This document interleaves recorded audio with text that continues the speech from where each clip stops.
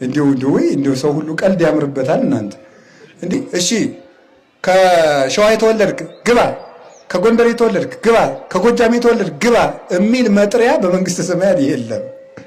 የተጠመቅክ ግባ የሚል ነው ያለ ማለት ነው።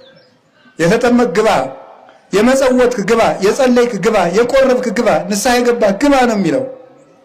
ይህ ያጠፋናል። የእግዚአብሔር ቤተሰቦች ጥርቅ አድርገን አውጥተን የምንጥለው በጣም ክፉ በሽታ ማለት ዘረኝነት ነው። ቅዱስ ሄራቅሊስ የሚያስተምረን ይሄ ነው። እንዲሁ ፈጽሞ ማለት ነው ፈጽሞ ወልቆ ሊጠፋብን ልክ እንደ ክህደት እግዚአብሔር የሚጠላው ነገር ማለት ነው። እና ቅዱስ ሄራቅሊስ ዛሬ መድኃኔዓለምን እያከበርን አይደለም። መድኃኔዓለም የሚያስተምረን ይሄንን ነው። ይህን የሚያስተምረን ይሄን ነው። ለዓለም አንድ ቀን የተሰቀለ እንደው እግዚአብሔር እያሳቸው ለአፍሪካ አንድ ቀን ለአሜሪካ አንድ ቀን ተሰቅሏል ክርስቶስ።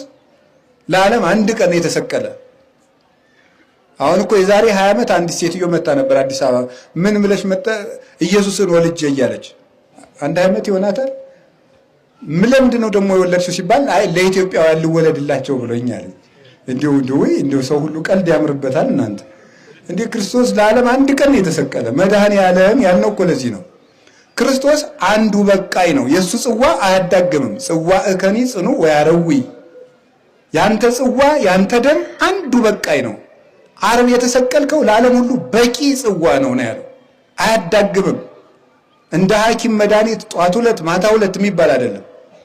ክርስቶስ አንድ ጊዜ ተሰቅሎ ለዓለም ሁሉ መድኃኒት የሆነ አምላክ ነው። ስለዚህ ድጋሚ የሚያስፈልገው አይደለም። ይሄ አንድነታችን ያስተምረናል።